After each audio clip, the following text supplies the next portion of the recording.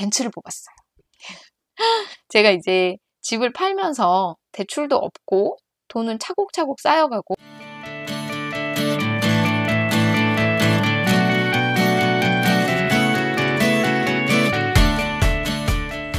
안녕하세요. 파이어에 도전하는 워킹맘 파워맘입니다.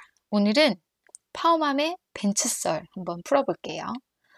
자, 부제는 내 차가 벤츠인데 왜 눈물이 나지 이런 내용입니다. 자, 본론 들어가기 전에 파워맘 채널 구독과 좋아요 눌러주시면 파워맘의 더 많은 파이어 도전기를 보실 수가 있습니다. 자, 이거는 제가 투자에 거하게 실패한 얘기예요. 제가 이제 지금은 열심히 투자를 하고 공부도 많이 해서 자산을 차곡차곡 모아가고 있지만 이 소시적에는 엄청 진짜 투자 무지랭이였죠. 그래서 아무것도 몰라가지고 뭐 불이니 줄이니 이런 정도가 아니라 그냥 완전 자본, 자산 이런 거에 대한 개념에 있어서 너무 아무것도 몰라서 완전 실수를 했던 그런 얘기를 하나 해드릴게요.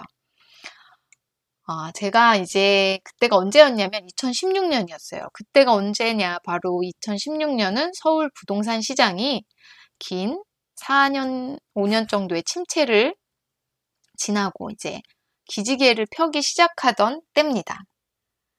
그런데 저는 그때 이제 16년에 아파트를 하나 매도를 했어요. 그러면 제가 매도를 했으면 일단 투자를 했던 거잖아요. 제가 결혼을 2009년에 했는데 2010년 정도에 친정 부모님이 집 한 채가 있어야지 좀 안정적으로 돈을 모을 수 있다 이러면서 막 채근을 하셔가지고 그거는 상당히 좋은 얘기죠. 그래서 제가 이제 집에서 좀 제가 그때 거주는 이제 경기 남부 지역에 하고 있었어가지고 거주하는 지역하고 좀 상관없이 서울 변두리의 역세권에 투자를 했습니다. 여기는 변두리긴 하지만 뭐 금관구, 노도강 이런 변두리예요. 근데 그래도 서울 역세권이고 대단지 아파트였어요. 그래서 여기를 25평 전용 59제곱을 투자를 했는데 한 2010년 정도에 투자를 해서 좀 비싸게 주고 그러니까 가격은 뭐 정체됐지만 갭이 꽤 컸던 때예요. 그래서 한 1억 5천 정도를 들여서 요거를 샀습니다. 갭 투자를 했어요. 1억 5천 정도 들여서. 그랬는데 이제 대출도 물론 받았죠. 결혼 초기라서 돈도 없었으니까 대출을 받고 집을 샀는데 이게 계속 전세값이 오르는 거예요. 집값은 정체인데 그러다 보니까 이제 전세값을 2년마다 올려받으면서 제가 실거주하는 집의 전세값을 2년마다 올려줬거든요. 그렇게 하면서 뭐 살다 보니까 딱히 뭐 자산이 늘어나진 않았지만 그렇게 뭐 집값이 안 올라도 크게 위기감을 느끼진 않았어요. 근데 그러던 차에 그 집이 누수가 생긴 거예요. 그래서 이제 저는 아무래도 바쁘다 보니까 저나 남편은 잘 못 챙겨서 이제 부모님이 그 누수난 집을 계속 왔다 갔다 하면서 챙기고 그러시다 보니까 너무 스트레스를 받으셨든지 팔라고 막 그러셨어요. 그래서 그 집을 팔았는데 그때가 16년 초였습니다. 팔았는데 이 그래프상으로는 뭐 3억 넘어가는 것처럼 보이지만 저는 이제 한 3억 정도에 팔았고 그걸 산 사람은 전세를 2.9억에 해서 갭 1,000만 원에 산 거예요. 지금 생각해보면 사실 서울 변두리지만 서울 역세권 아파트를 대단지를 갭 1,000만 원에 살 수 있던 시절이 있었죠. 2016년에. 근데 저는 생각할 때 되게 그게 완전 이거는 깡통 전세인데 이런 집을 왜 사나 그런 생각을 했었어요. 그때 사셨던 분이 마침 또 전업 투자자라고 하는 거예요. 그래서 본인은 오지도 않으셨어요. 그래서 부동산 사장님하고 그 다음에 법무사분하고 이렇게 두 분이서 그냥 알아서 처리하고 그냥 그분은 1,000만 원만 주고 제가 갖고 있던 집을 사셨다는 거예요. 그리고 그 집에 전세로 거주하시던 분은 대출을 받아서 전세를 2.9억으로 올려서 다시 계약을 하면서 그렇게 했습니다. 그래서 저는 뭐 홀가분했죠. 누수 있던 집이니까 매도를 했는데 그 집은 지금 이제 7억이 넘어갔습니다. 자, 이때 이제 생각해보면은 되게 아무것도 모르던 불이니 부생아 뭐 이렇기도 전에 완전 무지랭이던 시절이죠. 그래서 판 것까지는 좋았어요. 근데 그 시절에 제가 어땠냐 하면 벤츠를 뽑았어요. 제가 이제 집을 팔면서 대출도 없고 돈은 차곡차곡 쌓여가고 집을 팔면서 뭐 많은 돈은 아니지만 뭐 한 3, 4천만 원 정도 그때 회수를 했던 것 같아요. 그래서 너무 기쁘고 우린 대출도 없고 통장에 현금도 좀 있고 그래서 되게 부자가 된 느낌인 거예요. 그리고 또 한 3억 정도 하는 전셋집에 살고 있었거든요. 나름 뭐 현금이 많은 그런 느낌이 들어서 벤츠를 뽑았습니다.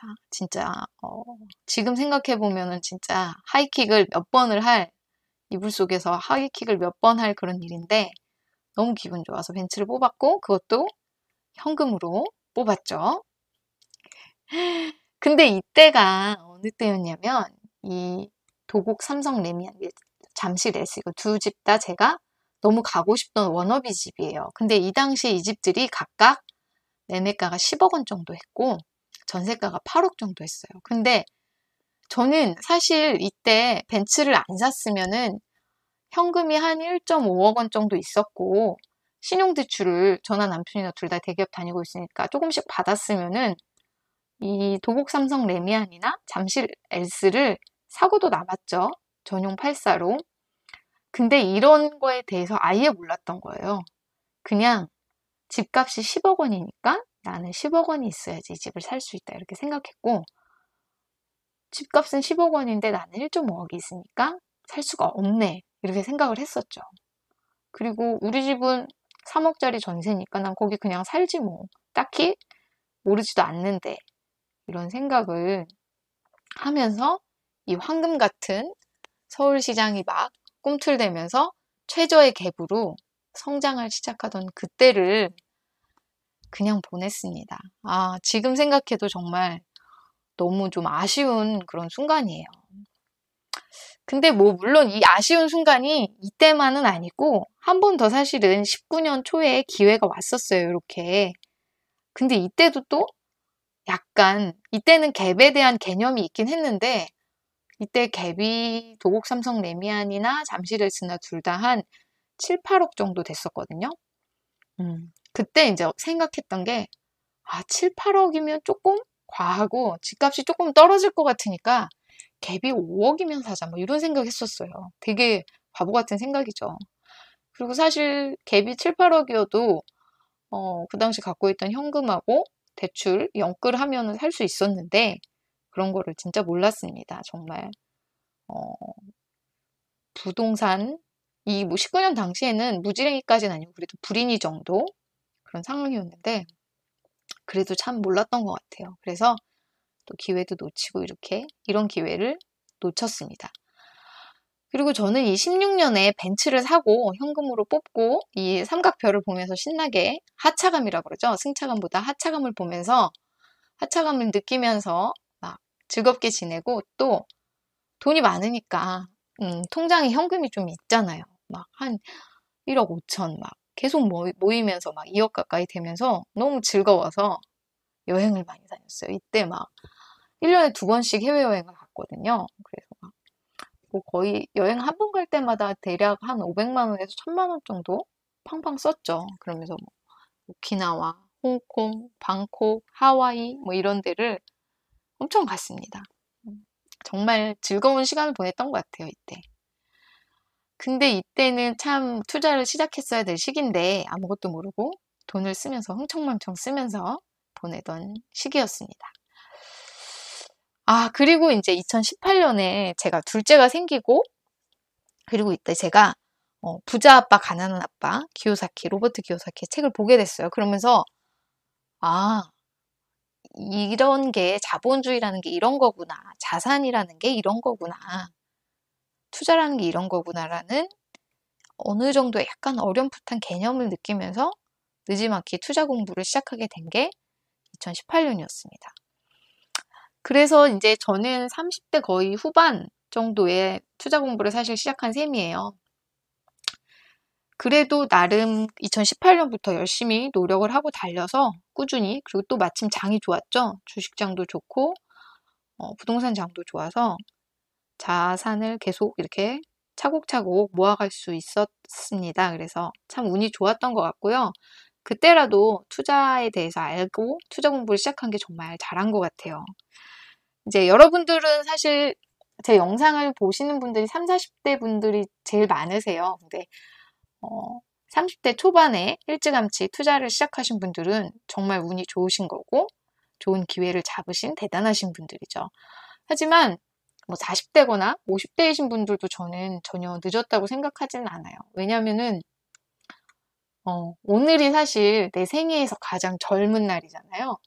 이때 무언가를 시작하면은 지금이 제일 좋은 시기인 게 맞죠. 왜냐면 우리가 100살까지 살 거니까 어차피 40에 시작하면 투자를 60년 하는 거고 50에 시작하면 투자를 50년 하는 거잖아요. 투자는 평생 해야 되는 거니까 지금 투자를 시작하신 건 정말 잘하신 일이고 내 생애 가장 젊은 날에 투자를 시작하신 겁니다. 그러니까 믿음을 가지고 이렇게 진행을 하셨으면 좋겠어요. 자, 여기까지 파이어에 도전하는 워킹맘 파워맘이었습니다.